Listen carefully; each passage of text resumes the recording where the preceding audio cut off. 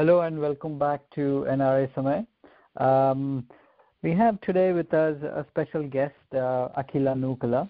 I say a special guest because she's, I don't want to give her age away, but she's 20-something and born and brought up in Telangana. But at a very young age, she has done many things that most of us probably take a half of our lifetime to figure out. She has been a volunteer with many causes, and at the moment she has taken up a fellowship with SBI Youth for India, and as part of which she has been living in a place which is unknown to her, amidst people who speak a language that is alien to her, and with the different cultures, different lifestyles, different eating habits, and I'll give away the place also. She's living in Assam with the weavers, living with them, spending time with them, understanding their culture, understanding their livelihood, and in an effort to document their lifestyle, in an effort to understand them and bring out probably their life's challenges and other issues concerning them. So Akilah, thank you very much for joining us all the way from Assam, I believe. Thank you so much. Yeah. All right. So we'll talk about your journey that led up to Assam, but just for our viewers, the listeners, to get an idea of where you are, could you describe the place that you are living right now, and how long have you been living in this place? Yeah, definitely. So. I'm working with the handloom weavers of Assam in Barama block of Baksa district. So this region, it falls under Bodo Territorial Autonomous District. It's an autonomous district where Bodos are hugely populated here. Mm-hmm. So I've been here since last 5 months. Oh, I am wow. working on creating market linkages for the weavers here. The idea is to create a sustainable source of income with the inherent skill that they have. Mm-hmm. So this place is you said it's in autonomous district with the Bodos occupying a majority of the. Yeah. So in terms of the Bodo issues and I believe there are also some internal fights going on, right? Have you? Did you know this before you came to Assam, or you learned this after you came here? I knew about this before I came to Assam. I read a little about Bodo issues, and I've read that this has a long history of conflict and militancy and incidents and violence, all that. So, but I really wanted to know it by myself rather than reading about it.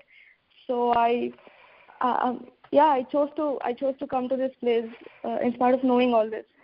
Okay, and it didn't deter you, or it didn't bother you that you're walking into a place which had so much of a history of violence and instability? No. At least after I came here, I haven't experienced any of it. The place has low or no violence at all now. But I get to hear stories from people about how it has happened and what have they experienced. Yeah, it is. It never worried me, but yeah. Okay.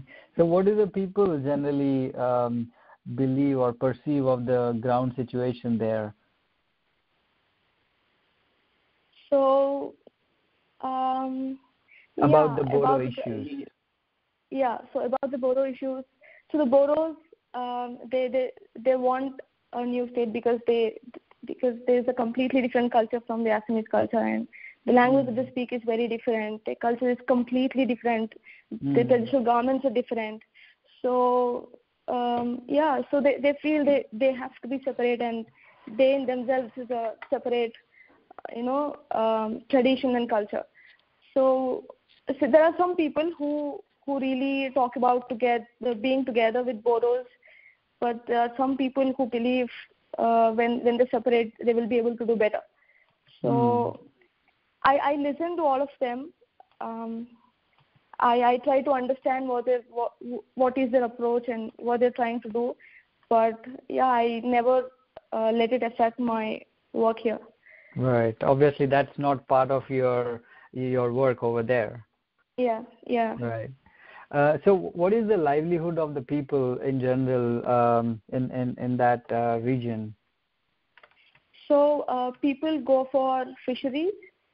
They do pig rearing. They also have agricultural land. So they grow paddy. They cultivate paddy here. So apart from this, women do weaving. So most of them they do weaving for personal consumption. There are very few weavers who earn through this skill, but most of them. But the interesting part is every house has a loom, so almost every woman knows how to weave. So this is something very interesting about this region. And is it predominantly the women doing the weaving, or is it both the men and the women doing the weaving? It's only the women doing the weaving here. And the men, I presume, are either farming or doing other. They take care of fisheries and farming, pig rearing. They go as agricultural labor. Yeah. And what is there? I mean, just so I get a sense, if you were to put an amount to or quantify their work, like how much would you think they would typically earn on a monthly basis? It could be somewhere around 3,000 to 5,000 a month. And what's the typical family size? 4, 5, yeah. Okay. And given the nature of the lifestyle over there and the cost of living, do you think that the 3,000 to 5,000 rupees they are earning is enough for them to sustain? No, definitely not. Here, my observation is quite interesting that all of them here, they have they know how to weave. They have agricultural land. Most of them they have agricultural land and they have their own house. So their food, shelter, and clothing is sorted. Now they need money for child's education and health and other daily needs. So most of them they are in debt. They take loans or they sell away their property. But cash flow, what I see here is very less. There are no savings. Yeah. Okay. But so then when you say they take the loans, is it through the banks or is it through the private money lenders? Some take from private money lenders. Some take from banks. The women I am working with especially are the SHG women. They are self-help group women. So they get loans from there, from the NGO, which forms self-help groups. So from whatever you have learned, is this a manually intensive process of the weaving, like what exactly do they weave? Is it like they weave the traditional clothing that the women and the men wear, or is it something that they export to other states? They, like I said, they weave for personal consumption. They weave only traditional garments. So the looming is the handloom thing is very very much manual, like you asked. So it's a very intensive process. It takes quite a lot of time to finally get a product. So women spend a lot of time on looms. If they're not with children, if they're not cooking, then they're on looms. Yeah. So it's like typically how many hours do the women work? 5-6 hours a day. Just doing the weaving. In the weaving. And then they have the other household chores and take care of the kids and do other things. Send them to school. Yep. Yeah. Right. Right. Okay. So have you learned to speak Assam, or is that the language that they speak, Assamese? Yeah, they speak Assamese, and Bodo speak Bodo language. Okay. So yeah, I am trying to pick up the language. I now understand most part of the conversation, and I speak very little. Initially, it was quite difficult for me since. So it was also easy because at least one person in the group would understand Hindi a little, so that person would be my translator kind of. But I was not very sure if they are getting what exactly I was trying to say. So what I did was I thought it is to learn Assamese, the faster is the better. So I started picking up the language. Now I think I'm good at having a basic conversation, and I'm able to understand most of what they're trying to speak. So if we take a step back and go back to where you came from, you were born and brought up in Telangana, and you were probably in Telangana for the most part. It was not like you were traveling extensively to other states. So what was the motivation for you, or what led you to this path? I mean, all the way to Assam.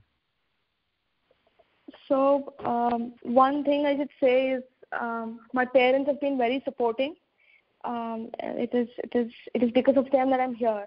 Otherwise, the idea came from when I volunteered for Palya Sulchana, an NGO there in Telugu states. So I volunteered for that NGO for like 6 years now, and that the volunteering experience that I had was amazing, and every thought I have today towards working closely with people, with the community has come from there. So Brigadier Ganesham is my inspiration because I've been closely associated with him, and I saw him taking decisions, and I saw him how he considers people, and I learned that people from margin don't have a marginal mind, and until you go there and actually see, you get to know things. So while with Palya Sulchana, I learned a lot of things in association with people, with innovators, and every Shodh Yatra I've been to, I walk into villages to learn from them, not to teach them. So that has inspired me a lot. I always had a story to take back home, and I used to think about it. And then after this, I have realized that I am good with good in interacting with children and women especially. So I enjoy doing that. So when I analyzed that's my strength, so I thought this is something I really want to do. And then after my graduation, I took a gap year just to experiment, go travel across, just do what I wish, and learn from people and nature, have first-hand experience things. Rather than reading or listening it from someone, I wanted to experience things for myself. So I traveled to some places. I went to live with Gonds of Maharashtra for a week. So I stayed with them, and it was completely a different experience for me. So it was very interesting on the lines of how they think, what do they dream, and how important is money to them, how important, why did we introduce luxury to them, and how is our decision making impacting their lives out there in the forest, and how important is it for us to understand all of this. So thinking about all these, my gap years come to an end, and I thought I really have to do something that's not routine. I was very clear that I don't want to get into a job. So I wanted to work closely with one community specifically for an ample amount of time, like for considerable time, be close with that community and understand the community completely and learn from them. So when I was looking for opportunities like this, then I found this fellowship. I applied, and I'm so lucky I got through it.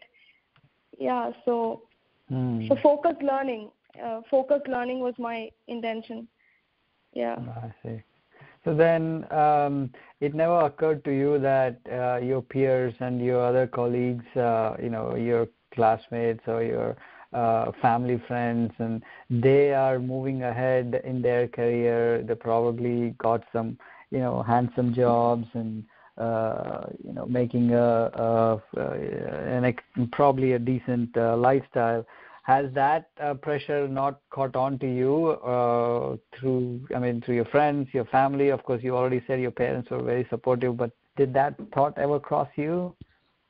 No, never did that happen to me, because I always believed that what I'm doing is really making me happy. So nothing what my friends or relatives are doing really did have an impact on me, because I was always sure that what I'm trying to do is really making me happy, and that's what is keeping me moving in these lines. Mm-hmm. So in all these years of you volunteering, and you also said something very interesting, that our decisions do really, you got to see how these decisions play out in the most deprived sections of the society and the most marginal people. So when you take these learnings and go back and discuss with your peers, your friends, what kind of reaction do you get? Do they agree with what your observations are, or do they challenge it? What has been their reaction to all this? They agree to my experiences. They agree to what I really tell them. I also see that they're also interested in doing these kind of things, but there is some fear in them that they're unable to break out, or maybe because the family is not supporting. But from whatever stories I've shared, whatever experiences I've shared with my friends and peers, they were quite interested in knowing all of it, and they actually ask me more about what I'm trying to do, where I am, and how is my progress happening and all that. So they're quite interested, but most of them, they really want to do what I'm doing, but they're unable to do because of various reasons. One is fear of doing it, and maybe because they're not yet ready to take challenges, or maybe because they don't have support from the family. So various reasons like this. So going back to Assam, though, from what you have seen with the weaving tradition, what do you think are some of the major challenges the weavers there are facing? So I will talk about Assam in specific. Here, what I've seen is this community I'm working with is a very joyful community, very happy people. They like celebrations. They really they're really not bothered about so many worries in life, but they always celebrate. So they don't rush for anything. So they do everything at their own pace. So one challenge here is if they have to suit the market, if they want to make the weaving, earn through their skill, make their weaving create a sustainable source of income for them, then they have to break this chain of maybe being slow, or they need to fasten up themselves. So I always had this apprehension that is my idea of creating a sustainable source of income to them through the inherent skills in weaving, will it turn into exploitation at any point? I had this apprehension, to be honest. So, and then I discussed this with Brigadier Ganesham, and he told me that firstly, you make it clear that they have unmet needs and not unmet desires. So if they have unmet needs, and if you can visualize something for them in the future, which they cannot, because you were seeing other side of the world, and if you think they need to have a progress, if you think what you're trying to do there will help them have that progress, meet their unmet needs, then they need to put something at stake, either the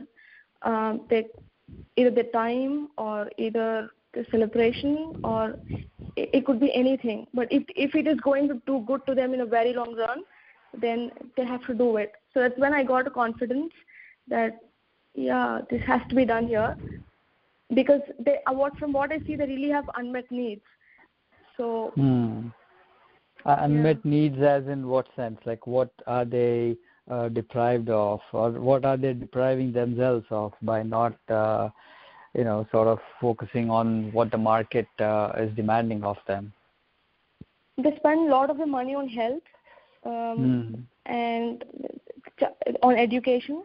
They really want their children to go to good schools, give them better education, but they don't have resources. And like I said, they take a lot of, so when they take loans, most of it is for health. So these things, so if they want the children to go to better schools and they want to have a better living, they really have to have some cash in hand, and that's really important, I believe. So world is progressing, and to be along with it, and I think they also need to be in those lines. Otherwise, it will be quite difficult for them, at least for the next generations to come. So did you ever mention this to them, that they need to have this strong desire to make things better for themselves, and this is how they can do it? So I never tried telling this to them, but I tried knowing from them if they really need it. Right. So I used to have conversations with them, and they themselves say that they want the children to go to better schools, and their health conditions are not well, and they really don't have money for it. So they need to earn. They need to have. So that's why they want the children to do better jobs and all. So that's when I try telling them that weaving is one skill that they have, and it's an inherent skill, and they need not put any extra effort as to do more about it. So that's an existing skill that they have, and they can earn through it. So they agreed to me, most of them. Yeah. Okay. So how long are you going to be there for, or the fellowship is for how long? It is a 13-month-long fellowship. It's been 6 months already. I'm with fellowship, so it's 7 more months here. Okay. So do you miss home? I do miss home, but I never wanted to go back. Right. You want to stay put and finish what you have started. Yeah, definitely, yes. I don't want to quit this and go. Right. So did they, how was the level of acceptance? It often, when we walk into these kind of situations, there is some initial reluctance. Have you had any of that experience when you first went there? So in terms of acceptance, they were quite accepting, very welcoming. So I really feel nice around here, because I have so many families, and I can crash in any time at any house, and they treat me really well. So we have that. So apart from work, we have a very good relationship. So yeah, it is. I didn't have any bad experiences, but what I have observed is so I'm working with 3 Weaver groups right now, 1 Bodo group and 2 Assamese groups. So my job is to get them orders from outside, and they weave. We sell it across the state. So there's this one group who hasn't received an order till now. So they've been waiting for an order for quite a long time. Just to tell you, I have chosen a project which was already initiated by a co-fellow, a previous fellow. So I have chosen this because one reason is sustainability, and the other reason is I wanted to work with tribals because I really have this special liking for them. I really respect their culture. I really want to understand more about tribals. So this region also gives me that opportunity. So for various reasons like this, I've chosen this place. So since Sujan has initiated this project, so when he initiated, he formed these groups. And after he left, nobody picked up this project for a year, and then I came. So this 1 year, so there was a lag this 1 year, and they didn't receive a lot of orders, and they didn't receive orders at all. So even after I came, the immediate thing, what I understood was I need to work on getting them orders. So I didn't really have time to understand them. I didn't really have time to figure out how to do, what to do, but I just had to step in and actually start working on getting them orders. So this was quite interesting, and that Bodo group, they haven't received an order for a very long time. So the other two groups have received it. So they slowly started losing trust in me.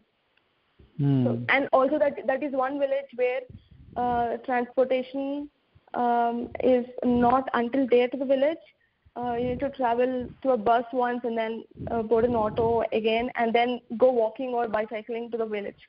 So I used to go there, but the response was not really nice because they started losing trust. They stopped believing that they will receive an order anymore. But back here, I was trying my best to get them orders. So that we had a communication gap again. I couldn't express them well because they don't understand Hindi very well. I couldn't speak Assamese, and so there was this communication gap, and I was feeling very bad that I'm unable to do anything about it. So what I did was I took a local help. I took somebody along from the NGO office. I asked him to translate for me. So he did that, and what they said was, we have been waiting for a very long time and we are almost broke. So we lost hopes in it, but it will be really nice if we receive an order, and we are also in need of money, and it will be great if we receive an order. So this is one thing that I've experienced, and yeah. Right. So I guess in the 9 months or in the 13 months of your time there, do you see a potential? Maybe it's too optimistic, but do you see a potential where you would be able to link them to the markets in any way, small or big? Yeah, definitely yes. We are linked up with one online portal already, and I'm also looking forward for more linkages. I'm trying my best here to do it. So I really hope that I can create market linkages. I definitely can actually.